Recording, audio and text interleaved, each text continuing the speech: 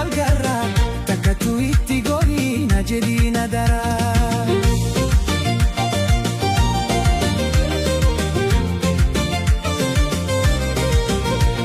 Karrayyuun jalqabii shawa waliin gahii karaa walloos gorii kamiseen fullayi mormor gammachee bahii waan baraatti mandii fi dambii dolloo gidaamiif na ijooti kunamuu fanfedee oduu isaanii dabee adaraa kee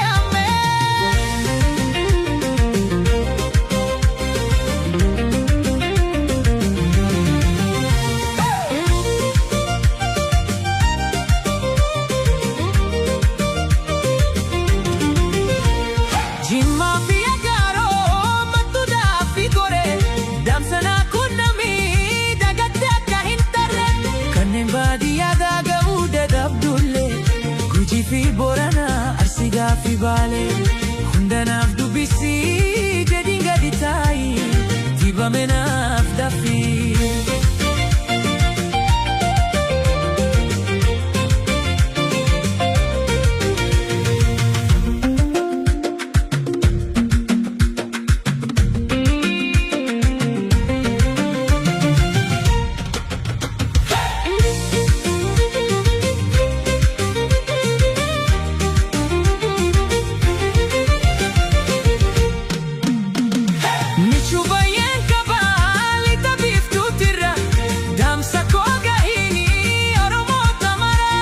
Dhihootiin jifannaa waan kunnamuuf jirra jedhiitti naaf himi hawwiif yaada garaa.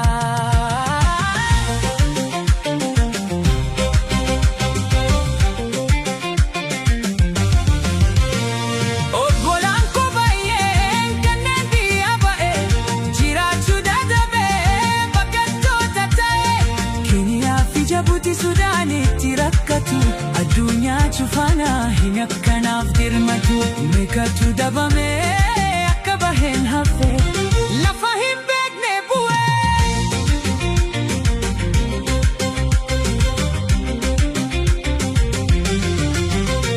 Dallayyaa shiraatuun gidduutti ijaari Oromiyaa guutuu keessa nama rumaari kaaba amma kibba bahaa fi dhihaatti Awurooppaa fi Eeshiyaa kanneen Ameerikaatti sabboontota makii